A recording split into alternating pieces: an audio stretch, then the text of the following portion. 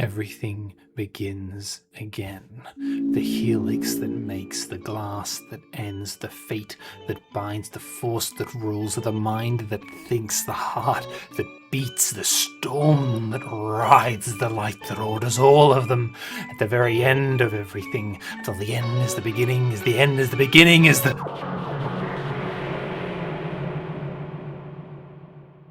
Here we are again. A cyclical loop of renewal, readjustment, and rebirth.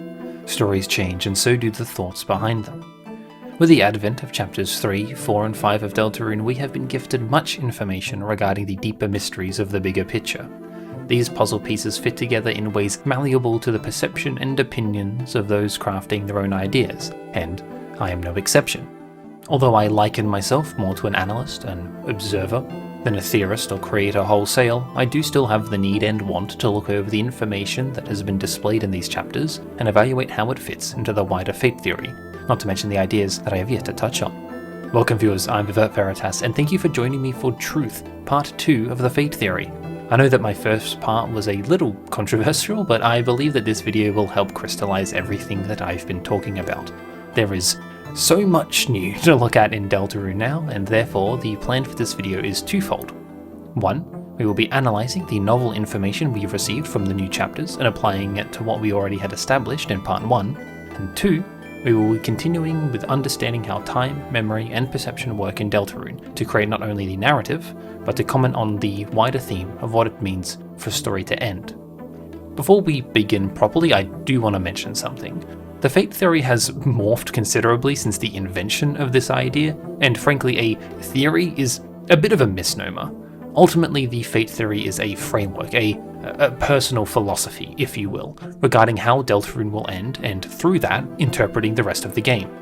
By the end of this video, you will understand what the so-called fate theory really is, and why you should care. Unlike most series, this video should honestly still make a lot of sense if you haven't watched part 1, so don't worry if you haven't. It would help, and I also think it's a pretty good video that's worth watching, but I won't dissuade you from watching this part. I also feel like it goes without saying, but this isn't necessarily the final part in the fate theory. It certainly is for now, but I'm almost certain I'll want to revisit it before the end of Deltarune, and certainly after it. All of these stand by themselves though, and perhaps the fate theory will continue into the swirling void of nothingness. We have a lot, and I mean a lot, to get through. Enough where I probably should have made this into 2 videos, but it's fine. Where's the fun in that? I hope you're all ready to take a comprehensive look at time, space, and everything in between within the Deltarune universe. Join me, won't you? Obviously, the most contentious aspect of part 1 of the fate theory was my fixation on dark worlds existing concurrently with the light world, and the history that follows on from that.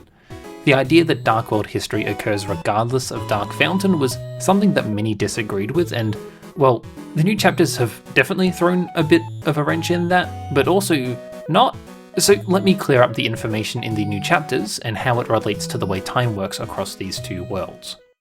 Looking at chapter 3, we very early get a glimpse into what the Dark World actually is, thanks to Ralsei and his funny little monologue with definitely no relevant or interesting things that might mean something more. There are a few key facts that are established here, though some are things that we already know, such as the facts that the Dark Worlds are the inverse of the Light World, and that darkness are represented by items in the Light World. Newer information is that Dark Worlds aren't really a physical place, at least not literally. They're an illusion. They're completely non-Euclidean, fantastical places born out of the literal imaginations of the people who channel their determination into the darkness of Hometown. That doesn't solve the way that King and Queen can know each other, though I guess you could just say the laptop was brought to the school. Hardly a satisfying answer, and I still believe the idea of a core base darkness has merit, but I digress. Chapter 3 lets us understand something we've seen in the past better. That is the weird limbo-esque darkness outside of the Grand Fountain and Card Castle Dark Worlds. We get to see it again in chapter 3 as we make our way to TV World, which solidifies it as almost the darkness outside the coalesced, focused Dark Worlds. These can be considered outskirts, if you will. I think this can be pretty easily interpreted as the default state of the Dark World, unadulterated darkness. This is in line with the way that Ralsei talks about the Titans and the Roaring, the things we can only barely make out, things not quite dark enough to be truly dark, but not light enough to be unreal. Despite this, it's not necessarily what the Dark World looks like without the determination of the Dark Fountain. If you kept going past the outskirts and into the dark, I think it would just become, well, dark, lacking any form at all, as the form is given to it by the Dark Fountain. It's unclear if going this way would actually let you leave the Dark World though. We do see Chris and Susie leave Chapter 3's Dark World just by running, but it also does seem to be close to the Dark Fountain itself, if that means anything. It's also not close to any real outskirts that we've seen in the past. I think it's possible that you can leave a Dark World simply by moving out of it and without sealing the fountain, but I think it's likely more complex than that. The new and more precise understanding we have of the physicality of the Dark Worlds is significantly more complicated than what I'm saying here, but it's also a little outside of the scope of the fate theory, which is mostly concerned with the way that time works, rather than space. If we're looking at how time may work in the Dark Worlds, it's time to turn our attention to Chapter 4. Thanks to the Church Dark Worlds, we also have a better understanding of the way that time may interact between Dark Worlds themselves. Yet again, we have evidence that time passes in one world while you're in another. It's likely that, much like how the space of the Dark Worlds is somewhat based on the Light World but much looser and stranger, the time acts similarly. That is, it moves forward but not at a one-to-one rate.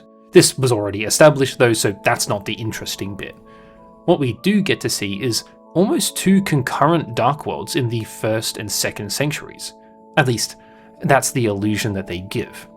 I'm of course referring to the paradoxical mutual ancestors of the Dark World philosophers and worshippers. Aside from being a walking Homestuck reference, there does seem to imply some time oddities. Frankly, I'm actually not sure what they're meant to represent from the Light World, but that doesn't really matter. We first see in the Dark Sanctuary that they're worshipping what they view as their past ancestors, making up lore and insight about it that seems like it could be right, until we actually get to talk to said ancestors. It forms this loop where each group worships the other in their respective Dark Worlds as their ancestors. Them turning to stone is easy to understand, it's not their Dark Fountain, but then, how did they get there? Does that mean that it was a given that Susie would create that other Dark Fountain, like a predestined event? Or that time is completely illogical when considering the Dark Worlds? I think the answer is a lot simpler, to be honest. We're just not meant to take it at face value, that is, literally speaking. The second sanctuary is a twisted and weird mirror of the first, consumed by Susie's desire to see the old man again. After all, it's not a one-to-one replica in any sense. I believe that it's simply a case of the roles being mirrored, much like a lot of the Dark World itself. I don't believe that it's inherently breaking time or anything, or manifesting some kind of Mobius double reach around. It's an interesting bit of world building that Toby is doing as a minor commentary on the cyclical and sometimes comical nature of philosophy, and doesn't mean that the two worlds are in some constant state of both happening before and after each other. The interesting thing isn't the time paradox, but instead something that changes my outlook on the Dark Worlds from Part 1. It is just fully literal now that the Dark World fundamentally changes based on who makes the Dark Fountain. This wasn't super clear, as the same person presumably made the chapters 1 and 2 fountains, but now we can directly compare the worlds made by the Knight/Carol/whatever and Susie. Although they're in the same place, it's all about the creator's perception and feelings. I think that's a big reason why their second sanctuary even looks like that, partly because Susie's perception of the church is so specific and warped.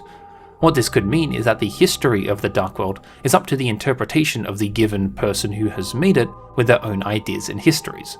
I personally don't believe this is true though. I will point out that it doesn't seem like anything is actually contradictory between the Church Dark Worlds. The world itself may be made by the Fountain Creator, thus having their will, but it doesn't change the darkness history. Fortunately, this new point is beneficial for the fate theory too, as we know that the things inside the world aren't changed very much. They still have their own history and perception regardless of who or what is making them, and this seems relatively stable after 5 chapters. Essentially, Dark Worlds are tinted by the will of the person who made it, but the darkness themselves are not, apart from potentially strange cases such as the old man. All of this is to say that because the darkness are the same, based on real objects as close to an objective truth as can exist in a realm of fantasy, their history is part of their character. Things that happen to them in the Light World are part of that history. And much like how the objects are made fantastical, so is their history, and vice versa. For example, the Pippins being taken from the school and back to the Dreamer household is contextualized in the history of the Dark World. On the other hand, Tenna being sliced in the Dark World is contextualized as his antenna breaking in the Light World. Interesting stuff. And our new understanding of the physical presence of the Dark Worlds mean that it actually makes sense that each world can impact the other. A slight problem with this is that in Chapter 4, King tells us that Jevil told him about the Night and the power that they wield, which is odd, right? King should know the prophecy like Lancer and Ralsei do, and the Night features in it, at least the version we see in the church. I would say this can be chalked up to the fact that he was specifically informed about how truly powerful the Night was and its relation to the Dark Fountains, as that's a little less clear in the prophecy. I think making a point that the history and perception of time is tied to the darkness rather than the dark worlds is a really important and salient point to make, and it's something I really should have done in part 1, apologies for not doing so the first time around. Easily the most popular counter to this whole idea is that it all hinges on a last Thursdayism, that being that all of the history of the Dark Worlds was invented when it was created, a trope that I personally dislike. However, that won't stop me from considering it as a genuine possibility, and it's seeming more and more likely that it could be true. Importantly though, we can't simply discard all the information that we gathered beforehand despite the presence of new evidence. There are 2 major new pieces of evidence, rather than theories, we need to consider when evaluating the way time works here. 1. Dark worlds are a place darker than dark, born from the light world itself, rather than an unleashing of a blanket dark world into the light world. 2. Darkness are aware of things happening in the light world without the existence of a dark world. Point 1 is easy to understand. It just requires a different diagram, really. Instead of thinking it as the light and the dark places, you can think of them as forces that are both existing at the same time instead. The line in the middle here, rather than representing the veil between light and dark, represents hometown. Normally it skews towards the light in a sense of balance, but by creating more darkness with your creativity and determination, the balance shifts, and instead darkness covers the land more as a filter rather than an act of pure creation. Ultimately, this benefits the fate theory, as I've repeatedly stated that the Dark World is a representation of the Light World rather than a new thing created whole cloth. For me though, the imagery of piercing the land and making darkness from that is simply too potent to ignore. I do believe that making some kind of rift through the light, perhaps breaking the light world, you are inherently letting the darkness in. I do think that this darkness is special and has a defined source, a grand font, if you will, that one draws from. By plunging your blade into the earth, you are drawing from this great font of darkness and making, and the reality of the light world is twisted and reshaped in this darkness. This is great evidence to support the light and dark worlds existing in one larger picture or group, meaning the time necessarily has to be synced up. Honestly, this point used to require a lot more evidence, but now it's mostly pretty obvious, so I'll leave it at that. When it comes to point 2, I think it boils down to Toby making a deliberate point, especially by contrasting Ralsei's opinion, that the darkness are real in their own way. By understanding that their history is part of the history of the object, their feelings and personalities in the dark world are representative of this. It kind of implies that they have emotions, so that's likely just the pure darkness talking. I've had a long history with personification and emotional connection with inanimate objects, so I may be letting a bit of my personal bias bleed in here. Regardless of whether or not the history is made in the moment, or whether it existed beforehand, something that is objectively true is that darkness feel it. We have countless examples of darkness feeling ignored, abandoned, or otherwise feeling time pass regardless of being in a dark world. Time does pass. You can say that all of their literal, specific history was made in the moment that their respective dark fountain was created, even if that's the most boring answer in the world. However, it's bigger than that. These darkness felt the passage of time irrespective of any dark world being physically present, and that's what matters. Hell, even without a dark world, darkness can still seem to impact the light world. Although it's technically not canon according to Toby, and I probably shouldn't worry about it, Spamton did contact Noel even though he technically couldn't have without a dark world. Though that might just be a special Gaster thing, who knows. The light and dark worlds aren't as separate as one may initially think. In fact, they're really one and the same. These worlds always existed, perhaps not physically, but they still existed in the hearts and minds of both lightness and darkness. They just didn't have the reality to see it.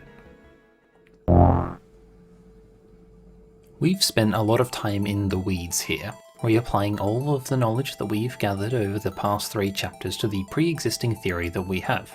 Now, it's time to look to the present, the thing this video was originally about. We've now fully established that Dark World timing works alongside Light World's, but Light World chronology is distinct and separated from our world's timing, and what this means for the internal and external aspects of Deltarune. Although this seems like a contradiction due to how much emphasis I and others, including Toby Fox himself, have placed on the similarities between the Dark Light Worlds and Light Real World connections, it will make a lot more sense as we talk about how this time difference affects the story and thematics of Deltarune, like we set out in the first part. From that, we'll be able to understand what Deltarune is trying to do with time, memory, and the nature of stories itself. A little ambitious maybe, but I'm confident. I suppose we should tackle that aforementioned contradiction first. It's actually a lot simpler than it seems, but we needed to have this previous theory to help understand it. You see, although the chronology is different, the relationship is still the same. To the Light World inhabitants, the Dark Worlds have always existed. Yes, they can see the theoretical creation or forming point with the creation of the Dark Fountain, but the world that they explore exists as if it always had. Likewise, we have a date where Deltarune was released and accessible to us all. That date is constantly updated whenever we get new chapters, coincidentally, much like the eruption of new Dark Fountains. However, when we play Deltarune, it acts as if the world has always existed, which is pretty standard of a video game, but here in Deltarune it is more obvious and more uncanny. This point will continue to be important throughout the rest of this video, so keep it in mind. Deltarune is intent on letting us view it at any point, eventually, and for it to do that, it must separate itself from our chronology. Only by doing that can it comment on its very own impact on our world. Deltarune has to end, of course, but the emphasis of this ending is quantum, in a way. Deltarune is something that now will always exist, and will always continue once we're done with it. We can always come back home. However, the question is of course raised of, well, what is the game doing when it is waiting for us, metaphorically speaking? I think it's pretty obvious that literally the game simply picks up off when it leaves off, by and large. Again, chronology.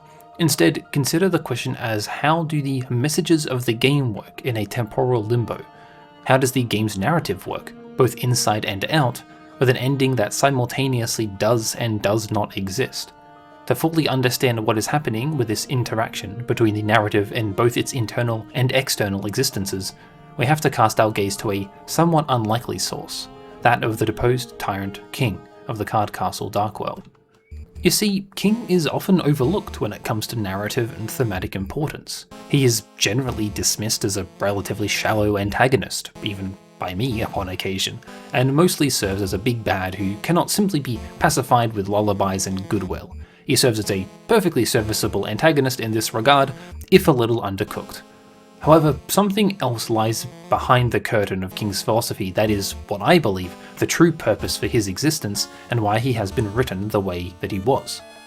King's main motivation for his actions in Chapter 1 is based in a rage at the way that he and the rest of this Dark World were abandoned by the Lightners. Whatever world existed, whether a previous Dark World or simply a fantastical manifestation of the abandonment of the classroom, King was clearly very passionate about it. However, he has a fury at being left behind by the Lightners, a fury that doesn't have a comparison in Deltarune so far. He is unique in this way, and that already makes him feel a little more special than his character would be otherwise. The rage he feels sustains him, and without that he is kind of nothing, both from his perspective and as a character metatextually. King sits in this weird liminal space where it's like he's being saved for something. Unlike previous Lightners, we are not just abandoning King. His imprisonment is entirely because of his refusal to change, and ironically this keeps him relevant. He's always there, as this voice in the back of our minds, this looming philosophical threat, and I believe that this is partly intentional on his behalf, as he will maintain a presence in the narrative this way. He represents what can go wrong when we leave the story behind. Despite the anger and terror, he is kind of a victim in his own way, struggling with his feelings of abandonment and betrayal as a creation. King is an example of what could happen when we too leave the story of Deltarune and the effects it has on the story itself as well as ourselves. What point is there being complex, being interesting, being nice, if the story is going to end anyway? So much of Deltarune is the idea of this one story, ultimately finished and abandoned. And King's perspective is not just that being nice doesn't matter, it's that you will eventually be abandoned, and so you should be as selfish as you want. It's a perspective directly opposite to that of Rousey, and considering it's coming from the first major antagonist, I would say it's not one we're meant to be adopting, but are encouraged to interrogate. King is being kept around to remind us of the consequences of our actions, what we could become if we did not treat a story with the respect it deserves. Thanks to Chapter 3, we have another chapter boss obsessed with the idea of relevancy and obsolescence. Unlike King though, Tenors is born out of love. Perhaps it is because of the knight's purported influence on King, while Tenor is born from Chris's feelings and memories. It was very funny to have this theory in mind and my opinions of King while playing Chapter 3, while I watched this neurotic CRT begging to be relevant. I'm also very glad that Tenor exists because we actually have answers as to why Chris plugged in the TV, the implications of which are a little worrying, though that's not the point of this video. Tenor's actions are less motivated by abandonment and more so, as mentioned, obsolescence.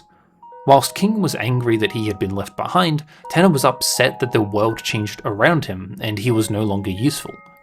It's very much a contrast between the active perspective that we see in characters like Lancer and the passive perspective of characters like Rousey. I personally think that Tenor's entire outlook and ending is a brilliant foil to King, and I think a lot of that is born out of the emotion that they embody. Tenor is far, far more personal to Chris, and by extension the narrative as a whole, and this incentivizes him to do his best, to claw his way back into relevancy using positive emotion and nostalgia, until, of course, that doesn't work. Even when he's being more evil, he still keeps a certain amount of whimsy though. He's not doing this because he wants to rule, he just wants to fulfill his purpose as a Lightner and do something he thinks is good for Chris. It makes sense that a powerful Lightner in someone's home would be more imbued with emotion, empathy, and positive emotions. And the way that Tenor represents this time before the Dreamer family fell apart is done exceedingly well. When his need for purpose becomes stronger than his goodwill for the fun gang, we start to see layers emerge. Tenor isn't just sad that he's not useful anymore, he's sad that he'll never be useful again. This is deeply apparent in his conversation with Rousey, which is just so enlightening for both of their characters, but more importantly, Tenor represents this other side of his story's ending. Tenor's story had ended. The Dreamer family were done with him and his usefulness had reached its limit. He wanted things to go back to the way they were, to write more stories with the same characters, ideas and settings, and when he realized he couldn't do that, he felt like he'd lost everything. Rousey doesn't help with this very much, but Susie's perspective is really what revitalizes Tenor, and, in my opinion, what solidifies what his character is saying about the abandonment of stories. Tenor's arc shows that a story can also be passed on to someone new, someone who can restart it and make something truly new without relying on nostalgia. This is seen as a much better outcome than what everyone else had decided, and it gives Tenor another lease on life. In this way, Deltarune shows us that something abandoned or left behind can be picked up anew, that inspiration can be carried through, and in that way, an ending can be subverted, at least for a time. Since we've been talking a lot about the theme of abandonment, your mind might go to the secret bosses of Chapter 1 and 2, as pre-Chapter 3 this was a frequent connection or commonality. I'm definitely not mentioning it because I talked about it in the past, no siree. Now that the concept of a secret boss has been, predictably, completely shattered, it turns out that that wasn't really the case. It's still important that Spamton and Jevil were indeed rejected from their respective societies, and Spamton was abandoned by the voice on the phone. It's just that it isn't what makes a secret boss like that. That's just them. Spamton and Jevil are being used in a way to demonstrate the different ways of perceiving their reality, which is much more in line with the other secret bosses, and possibly whatever the shadow crystals do, but by angel we do not have time for this. Abandonment is inherently a loss of memory for both sides of the coin. We see this in King and especially in Tenor. with Tenna holding this beautiful nostalgia so close to him that is clearly being portrayed as unrealistic, if not entirely inaccurate, at places. Even our other characters who are abandoned, like Jevil and Spamton, gain a detachment from their past reinforced by their time disconnected from it. In turn, the people and societies connected to those abandoned forget them. Most people outside of Shawm and the Addisons don't remember our precious secret bosses, and although Tenna does remember the concept of Spamton, he certainly doesn't recognize him, much to the pain of all the Spamtenna fans in the world. This is especially notable with King and Tenna's Lightworld counterparts. Susie and Chris didn't even know about the cordoned off former Darkworld until they came face to face with it, and Tenna has been very visibly forgotten by the Dreamer household until very recently. Memory is integral to this all, which makes sense. Memory is something very tied to both the present and the past. It is our brain's way of keeping the past close to us. It's not infallible, of course. Rose-coloured glasses and nostalgia encroach on what we like to think is objective fact, and we can forget more and more as we gain more experiences.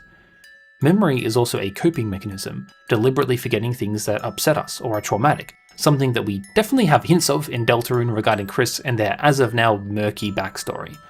Memory and time are inherently interlinked, and thus abandonment is a perfect way of connecting those ideas. Now that we understand the theme of abandonment and the ways it can impact a character's perspective of the world they live in, we can consider these themes of abandonment and obsolescence in relation to our world and the connection we have with Deltarune. Whilst King is furious and Tenna is despairing after their respective forgetting, these are also things that will happen to the game of Deltarune. After all, once we've finished playing with Deltarune, how likely is it that we will come back to it? Every experience has a limit, and although we may think of our times with it fondly, like Chris may with Tenna, we do eventually have to move on. However, Toby, so far, has a 100% hit rate of making games that stick with you and move on with you, whether you like it or not. In Undertale, the game engages with us in a way where we are encouraged or compelled to extensively grapple with the moral and creative quandaries that it posits, long after we are actually done playing the game. Deltarune isn't complete yet, but the seeds of its connection with us have been sown as far back as Chapter 1, and I see no reason nor indication why they would change based on the chapters since. But let's take a moment. We've been heavily exploring this idea of abandonment, but weren't we trying to talk about chronology and how time affects our interactions with Deltarune? While this theme and the way it is tackled certainly requires time to pass, doesn't everything in a game? The reason I've been so focused on this theme isn't just because of what it can mean for our relationship to the game, but also the existence of the game itself. It's a microcosm, a perfect reflection of what exactly the emphasis on time and memory is doing in Deltarune.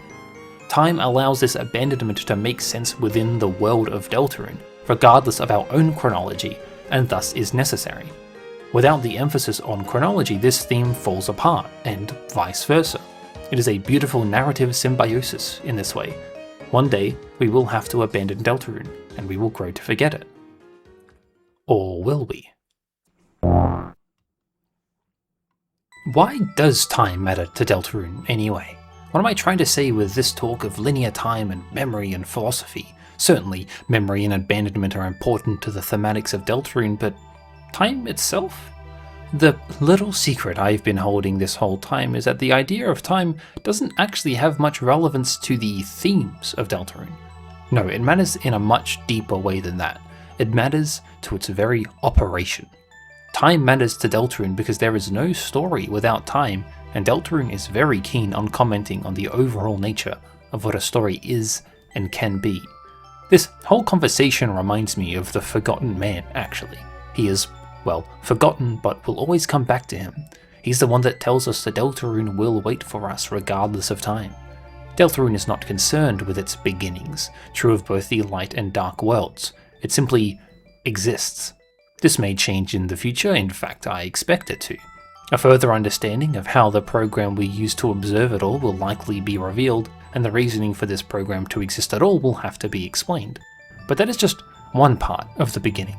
When we launch Deltarune and actually play the game, it already exists. The creation of that world, at the very least, is simply incidental.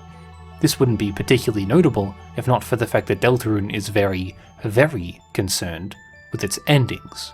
Or ending, I suppose. Singular. To talk about the ending of Deltarune, we must inherently talk about the banishment of the Angel's Heaven, which is unfortunate because, as we are 5/7 of the way through the game, we know precious little about it. Regardless of how the ending actually manifests, we can reasonably assume that the Angel's Heaven will have something to do with it, or more appropriately, our main purported quest of the legend. A lot of this hinges on the identity of the angel, unfortunately. This is a point that would benefit waiting for more chapters, but frankly, by the time we find out this information for sure, I think it'll be too late. As far as I can tell, the two main candidates are either the player or Noelle, and they both have supporting evidence. For Noelle, we have the weird root shenanigans, the desire to leave hometown, and multiple associations with angels. For the player, we have the castle town, the connections with light and control, and faceless creations. Although I'm not really here to debate evidence, it would make a little sense why 1. Carol and Spamton are so obsessed with heart-shaped objects, 2. Chris is so eager to hide this specific soul from people despite it being a thing all people have, and 3. Why Susie reacts the way she does when she sees Chris's soul after chapter 4, if the representation of the angel is somewhat similar to the soul. I'm going to be operating under the idea that the player is the angel, but I just want to be clear in the fact that it's not necessary to understanding either Deltarune or the Faith Theory. It's just more convenient. Ultimately, we are to banish the angel's heaven and allow the angel to meet its desire. We, that being the heroes of the legend, must banish us, the player, from Deltarune. Metaphorically and literally, we are removed from Deltarune at the ending, but we still have a version of Deltarune with us, and also, we can just restart the game like nothing happened. But then, surely if someone just booted up the game again, then all of this would be moot, right? Whatever happens would have to sever our connection with Deltarune via the survey program, and this exists on a level that the characters of the game simply can't reach. So, barring Ghastly himself coming down and kicking us out, and Deltarune deleting itself off all computers, this type of ending needs more than just mechanics. Something needs to both mechanically end our involvement in the game, whilst also narratively removing us from contention, so that Deltarune can exist without us in it. If Deltarune is ending but still waiting for us, a kind of constant that's always beginning, always happening, and always ending once it's ended, how does that actually make sense in the game? The reason I talk so much about themes and metaphor in Deltarune is because Toby Fox is genuinely really good at blending metaphor and literalness, so I'd expect something to at the very least represent this banishing. There are 100 options that have been mentioned countless times by many people, but I think there's one that makes particular sense. I've talked a lot about how the Dark World represents Deltarune to us, and so it follows that whatever ends the Dark Worlds would, in a way, end Deltarune for us. There's only one thing that I can think of that does that, and that's the sealing of the Grand Fountain. Although it has been a popular, if a bit controversial, fan theory for a while now, the sealing of the Grand Fountain of the Castle Town Dark World has now been foreshadowed by Flowery in Chapter 5. The sealing of the Grand Fountain is perhaps the most definitive that an ending of Deltarune could possibly be. There is no room for this temporal limbo I've mentioned, no space for abandonment. If a Dark World's fountain is sealed, a Lightner can no longer enter it. More importantly though, if the fountain is open, then anyone can enter, just like us with the game. To revoke our ability to access Deltarune, the only possibility is sealing the Grand Fountain, something made of darkness darker than dark. The problem with sealing the Grand Fountain, as you may have already begun typing a comment about, is that, as I established earlier, the fountain doesn't actually erase the darkness.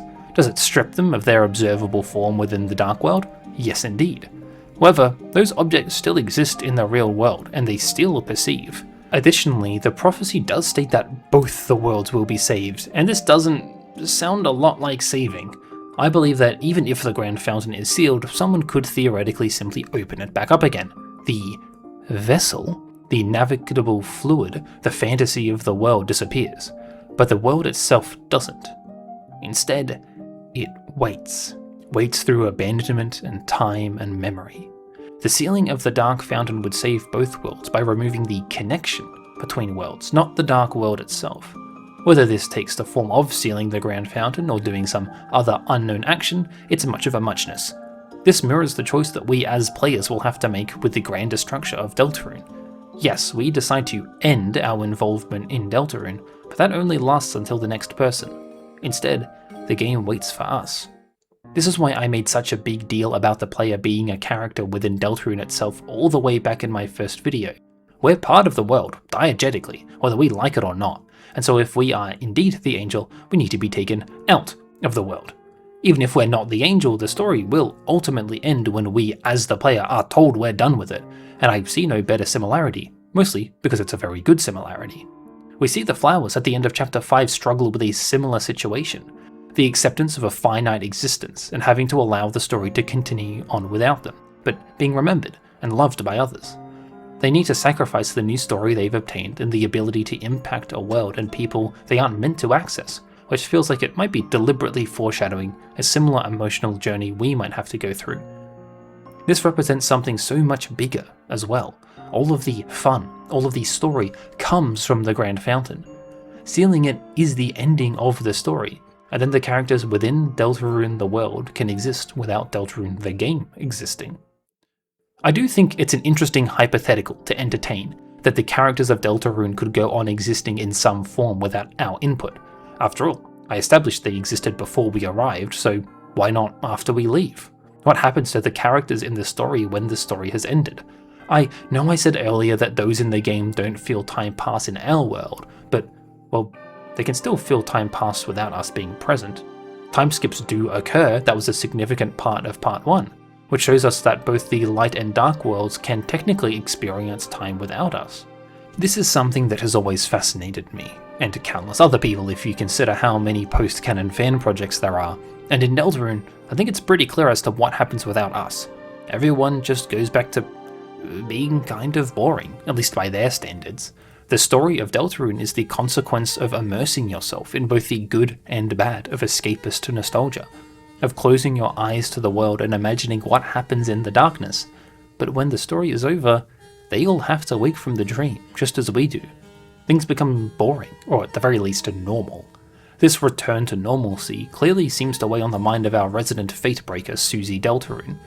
When asked what type of ending she'd like her story to have in the Gerson battle, she says that she doesn't want an ending, that she'd rather it just goes on forever. Susie, the one who is constantly opposed to the idea of fate, of the prophecy, and of order, is the one who ends up adding to the fate theory more than anyone else. How ironic.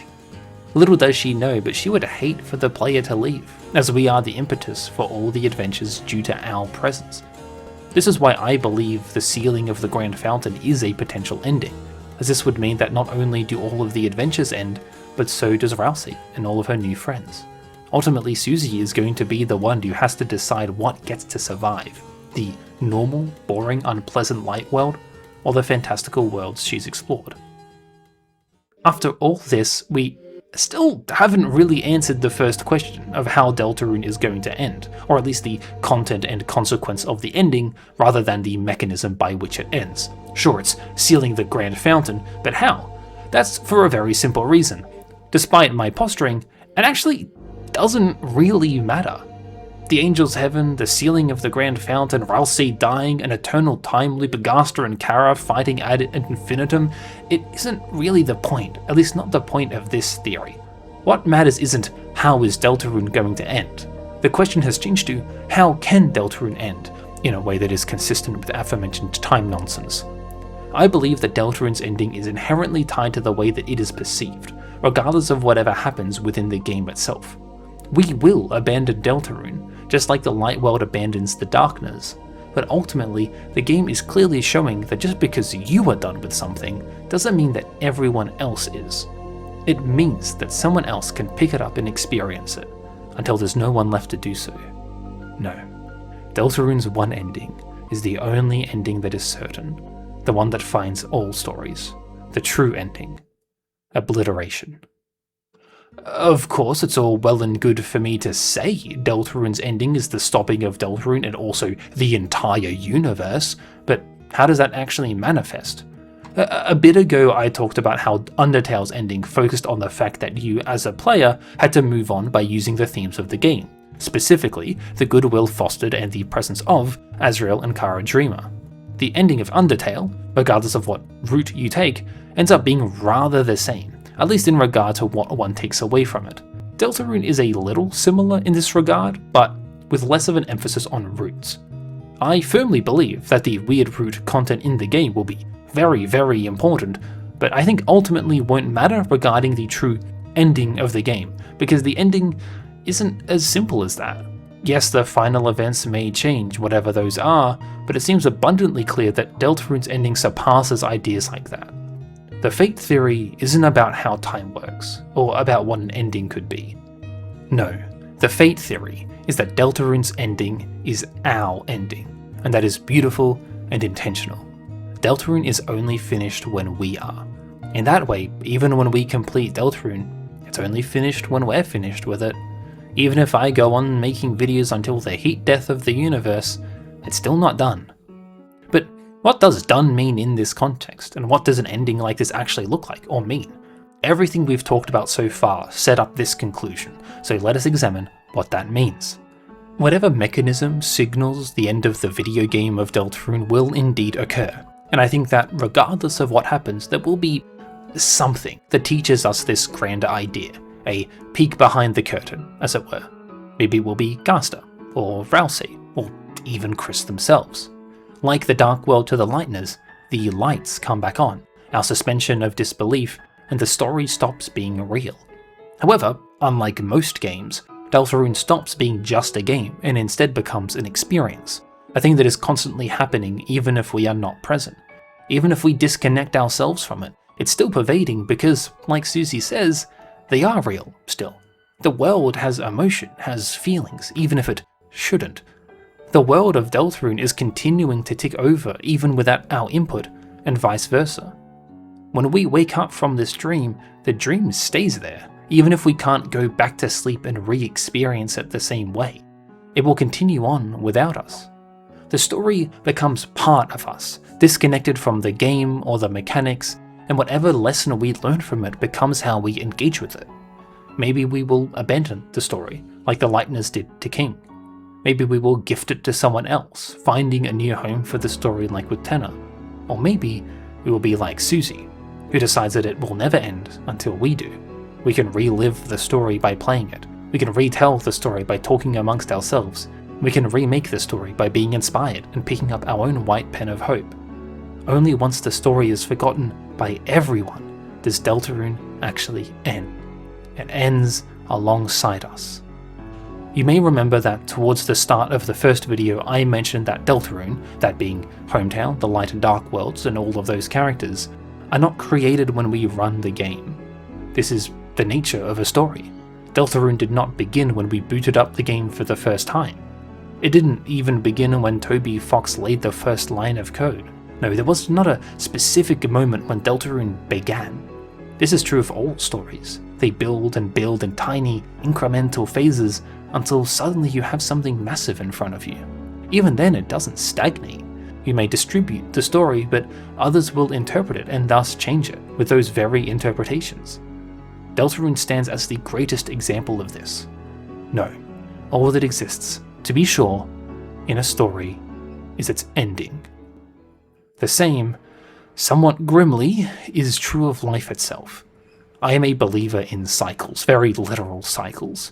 The atoms I am made from, the atoms of the screen you are watching this on, the atoms of whatever you're sitting on, all came from somewhere.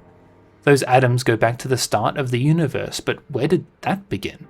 We just don't know. Beginnings are a lot more obtuse than we give them credit for, and I also gave up on being an astrophysicist in year 11. Where did we begin? When did I become me? Was it when I was born? I would hardly consider the bundle of proteins and carbon that took its first breath to be me. Stories are a reflection of us, our hopes and dreams, and thus we imbue them with our own identities. Stories have a self too, and that self is molded and impacted by every single person who has ever contributed to that story, for better or worse. Just as stories are us, we are stories in and of ourselves, constantly changed by the people around us, even if we don't remember them. We all put our pieces into a story, whether the story of Deltarune or the grand story of life, and it changes and moves with us. It lives on through us, even after it has passed through our conscious thought, and we in turn live on through it as we too pass on.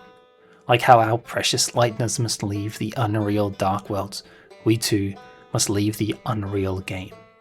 Our time is finite, both in the small dream of the story and in the big dream of life. It is simply the end, like a flower wilting. This is the true ending of Deltarune, and it is told to show the true ending of all stories. Still though, we end. The story ends. If everything ends the same way, then what's the point of even starting? Of course, the story that is about stories ending has an answer for that too. A suggestion is given by Toby Fox and the Deltarune team. Deltarune doesn't care about your choices because they all lead to the same place, the end of a story. Instead, it's important to see the journey that you go on, the experiences you have, the people you meet. Time lets us live. Time lets us tell a story. Without time we would not begin, and without time we would not end. Everything ends, eventually. Deltarune, though, will only end once it is thought about for the last time. Whether in 11 hours or 11 years, Deltarune will be waiting. So, well, don't forget. I appreciate you watching this video all the way to the end. As a wise frog once said, life's like a movie, write your own ending. Keep believing, keep pretending. We've done just what we set out to do, thanks to the lovers, the dreamers, and you. This is certainly the most of myself I've put into a video before, and due to various personal reasons, I really wanted to put it out and do it justice, even if it doesn't make any sense. I would like to give a specific mention to Molly Starr's The Device Theory, as I likely wouldn't have been able to conceptualize my thoughts as well as I did without that framework of understanding. Thank you, Molly, and I hope the 3 subscribers of mine who don't already follow you check out your channel. This video was an absolute labour of love, and something I've put far more effort into compared to any other video I have made, and may ever make, honestly. I hope it pays off. It would probably be for the best for me to acknowledge that it may sound a bit like the fate theory is Deltarune's ending is its ending, which I guess it is in a way, but hopefully somewhere along the way it made sense that it's more than just that. This video series has morphed over the years I've been working on it, and understandably became much more metaphorical as time went on, as I want to do with many of my videos. With this video done, I have no big thing to work on, aside from maybe something you may have picked up along the way in the past few videos. Stay tuned on that one. Of course, Deltarune will continue on for a while, but with all this talk about endings, I have been thinking about what I'll do when Deltarune does finally end. I guess it never will, as long as I keep talking about it. I'd like to try some other things though, so hopefully you support me through whatever comes next. Again, thank you so much for watching this video, and although I don't expect this video to do numbers, I would much appreciate it if you shared the video and engaged with it. Although I don't make videos for the algorithms, it's nice to get a reward for a big project, plus, the extra subscribers are always very nice. Thank you so much as always to my extraordinary patrons, Zalgo, Michael Bates, Tybee Fitzhugh, Mio, A Witchbird, and Nigel Robinson. Your support means the world to me, and I hope you can be proud of your contributions to this cause. For those uninitiated, I recently lowered my Patreon fees, so give it a look and join up if you're feeling nice. Outside of that, I always love reading comments, so in lieu of money, send thoughts. That's all from me this time though. Until next time, I've been Viva Veritas, and I'll see you again soon.